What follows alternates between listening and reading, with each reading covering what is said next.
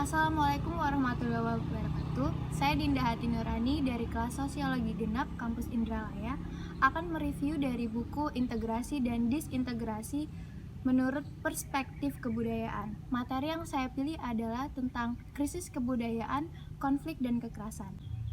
Mengenai krisis kebudayaan merupakan suatu keadaan di mana ketidakberdayaan kebudayaan sebagai kekuatan penggerak kemajuan dari pendukungnya, dan krisis kebudayaan ini dapat mengakibatkan hilangnya jati diri individu maupun kelompok pendukung kebudayaan itu. Krisis kebudayaan tidak sama dengan perubahan kebudayaan, di mana perubahan kebudayaan ini tidak mengalami hilangnya jati diri individu ataupun kelompok dari pendukungnya, dan perubahan kebudayaan ini tidak menghilangkan nilai-nilai lokal atau nilai-nilai kebudayaan asli. Kalaupun hilang, dia akan mengalami atau memerlukan waktu yang cukup lama akibat dari penyesuaian. Jadi dapat dikatakan kalau krisis kebudayaan akan selalu berdampak negatif bagi pendukungnya, sedangkan perubahan kebudayaan tidak selalu berdampak negatif. Dalam buku tersebut terdapat studi kasus di mana tentang krisis kebudayaan pada masa masyarakat Maluku. Pada masa Orde Baru, pemerintah berusaha untuk menyeragamkan kultur dengan perubahan-perubahan melalui peraturan-peraturan, dan tidak dihargai kebudayaan lokal yang memiliki nilai dan norma yang tinggi. Dari penyeragaman kultur tersebut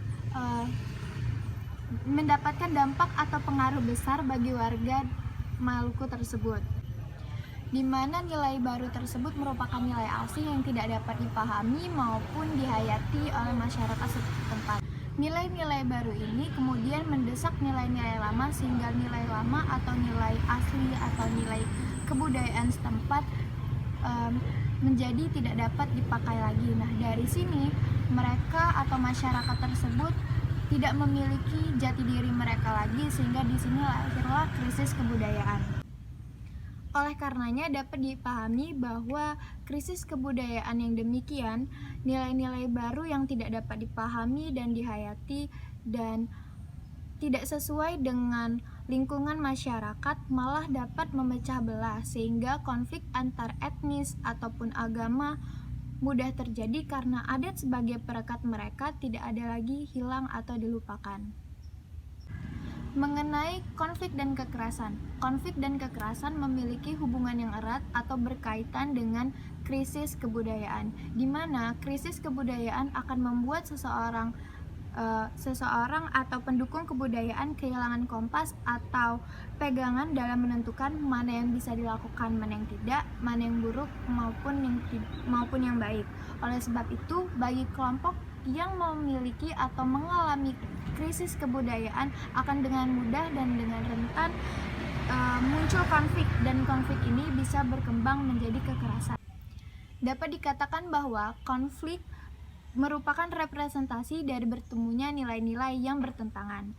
Hasil dari titik temu tersebut muncul dalam praktik kekerasan. Konflik bersumber dari kontradiksi, antagonisme, dan segala bentuk pertentangan.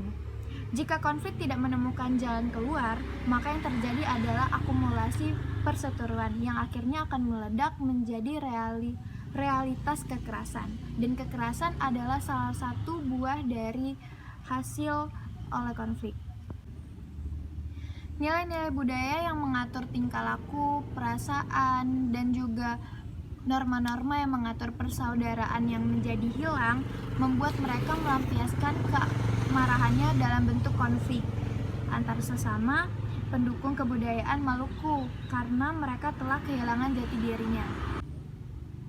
Dari materi ini dapat disimpulkan bahwa yang pertama, krisis kebudayaan yang dialami oleh masyarakat dapat dihilangkan dengan cara memberdayakan kembali kebudayaan lokal, sebab dengan kebudayaan lokal dapat membuat mereka menemukan jati diri mereka lagi. Dan yang kedua, konflik sebenarnya dapat dikelola menjadi kekuatan pendorong kemajuan suatu kebudayaan dan masyarakatnya. Dengan pengelolaan konflik secara fungsional, maka kekerasan dapat dihindari. Sekian dari review materi saya. Wassalamualaikum warahmatullahi wabarakatuh.